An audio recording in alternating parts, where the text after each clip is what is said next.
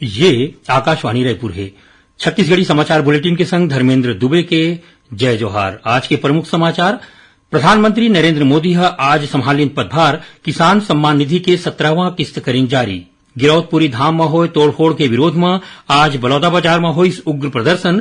प्रदर्शनकारी मन कलेक्टर कार्यालय मन में तोड़फोड़ करे के संग गाड़ी में लगइन आगी। राज्य शासन न्यायिक जांच कराए के करीन घोषणा। और किसान मन बर मौसम ले जुड़े जानबा और आकाशीय बिजली ले जनहानि रोके बर मेघदूत और दामिनी ऐप बनाए गए है। अब समाचार विस्तार ले। भाजपा के बड़का नेता नरेंद्र मोदी आज प्रधानमंत्री के पदभार संभालिन। पदभार के बाद प्रधानमंत्री किसान सम्मान निधि के 17वां किस्त जारी कर दे है।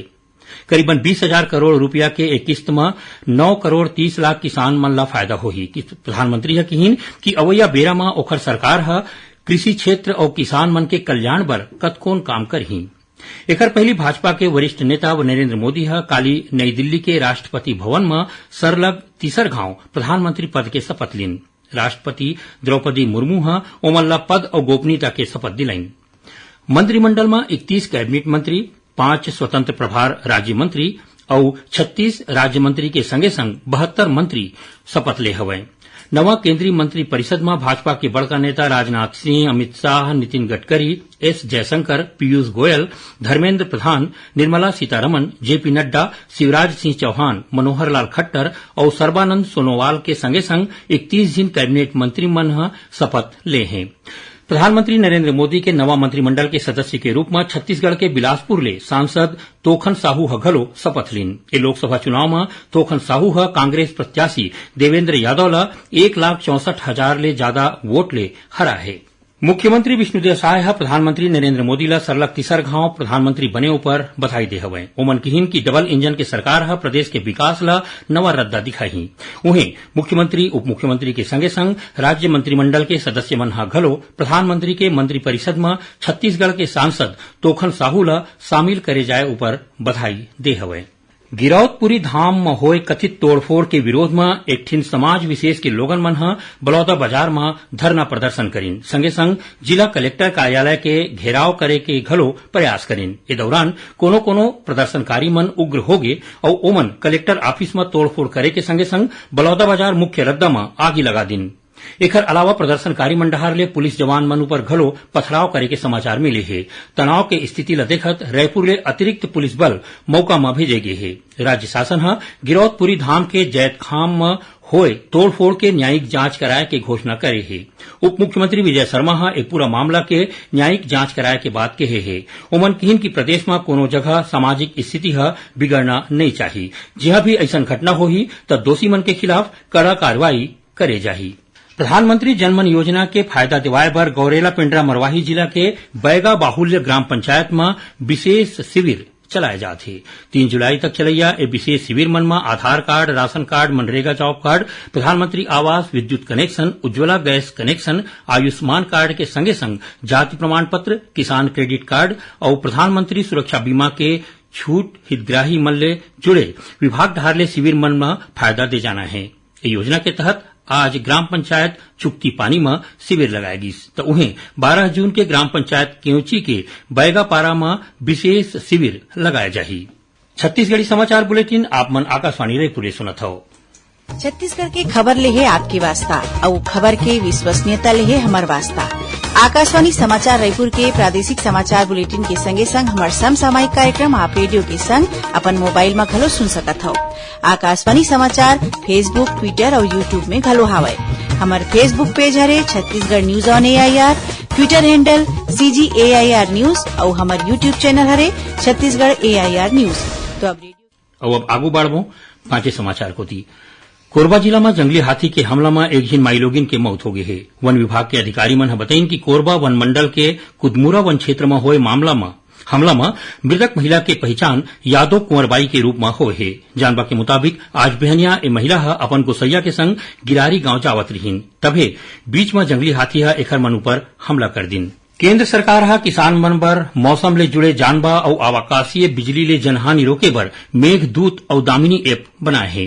मेघदूत ऐप के माध्यम ले किसान मन हा मौसम के बारे में पूरा जानबा के संगे संग हवा के गति अउ दिशा के जानबा ले सकथे। तो उहे दामिनी ऐप के माध्यम ले 20 ले 30 किलोमीटर की दायरा में गाज गिरे के पहली ले अनुमान बताया जा सकी।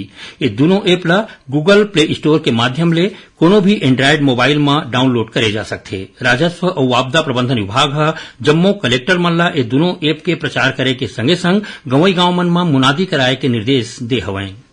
मौसम विभाग के मुताबिक काली दक्षिण छत्तीसगढ़ में हल्का वर्षा हो सकथे तो उन्हें प्रदेश के एक दो जगह में गरज चमक के संग बूंदाबांदी होए के संभावना है। संगे संग कोनो जगह में हवा गरेर चले और गाज गिरे के संभावना बताए गए है। मौसम विभाग के मुताबिक एक ठिन द्रोणिका पूर्वी बिहार ले नागालैंड तक बने हैं। उन्हें एक ठिन ऊपरी हवा के चक्रीय चक्रवाती घेरा मराठवाड़ा के ऊपर करीबन 3 किलोमीटर ऊंचाई में स्थित है। एखर सेती काली प्रदेश के तापमान में 2 ले 3 डिग्री के बढ़ोतरी हुई। सरगुजा जिला के प्राथमिक स्वास्थ्य केंद्र नवानगर में प्रसूता डहार ले भुइयां में प्रसव कराए जाए के घटना के मामला में खंड चिकित्सा अधिकारी डॉक्टर पीएन राजवाड़े ला निलंबित कर दे गए है।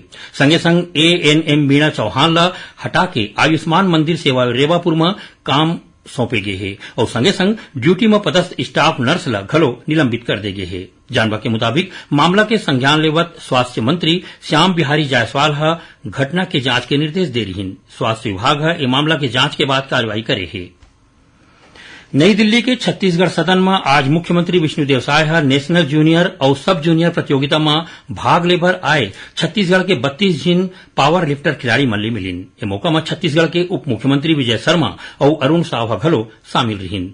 मुख्यमंत्री हा खिलाड़ी मन के मेहनत ऊपर प्रशंसा करिन और संगे संग उप मुख्यमंत्री हा खिलाड़ी मन के हिम्मत बढ़ा के आगू भविष्य बर शुभकामना दिन।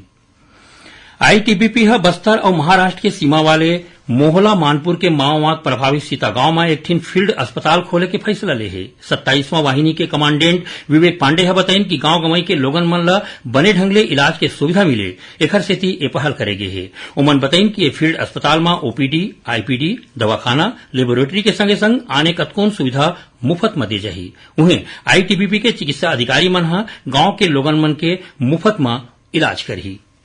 बिलासपुर ले कोरबा जावत एक ठिन बस हा मोहतराई के तीर अंते तंते होके पलट गए। एक घटना में 6 जिन मनखे मन घायल हो गए है। घायल मन ला अस्पताल में भर्ती कराए गए है। एक घटना रतनपुर थाना क्षेत्र के हरे।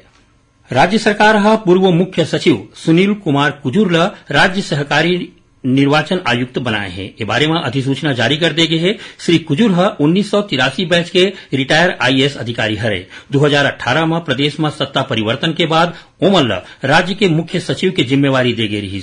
राज्य सहकारी निर्वाचन आयुक्त के रूप में उखर नियुक्ति एसो के अक्टूबर महीना तक करे गए है। अब थोड़ कुछ समाचार सार में। राज्य के शासकीय औद्योगिक प्रशिक्षण संस्था मन में छात्रावास अधीक्षक और छात्रावास अधीक्षिका के पद पर अभ्यर्थी मन के 6वां चरण के दस्तावेज सत्यापन 13 जून के शासकीय औद्योगिक प्रशिक्षण संस्थान सड्डू रायपुर में करे जाही। जगदलपुर के जिला कौशल विकास प्राधिकरण और जिला रोजगार स्वरोजगार मार्गदर्शन केंद्र डहार ले लावलीहुड कॉलेज आड़ावाल में 12 और 13 जून के प्लेसमेंट कैंप के आयोजन करे जाही। एकर माध्यम ले सिक्योरिटी गार्ड के पद में भर्ती करे जाही।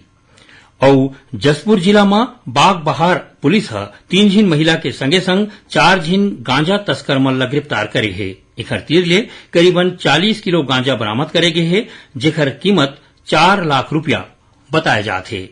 आखिर में प्रमुख समाचार एक घाव फेर। प्रधानमंत्री नरेंद्र मोदी हा आज संभालिन पदभार किसान सम्मान निधि के 17वां किस्त करिन जारी। गिरौदपुरी धाम में होए तोड़फोड़ के विरोध में आज बलौदा बाजार में हुई उग्र प्रदर्शनकारी मन हा कलेक्टर कार्यालय मन में तोड़फोड़ करे के संगे संग गाड़ी में लगाइन आगी। राज्य शासन हा न्यायिक जांच कराए के करिन घोषणा।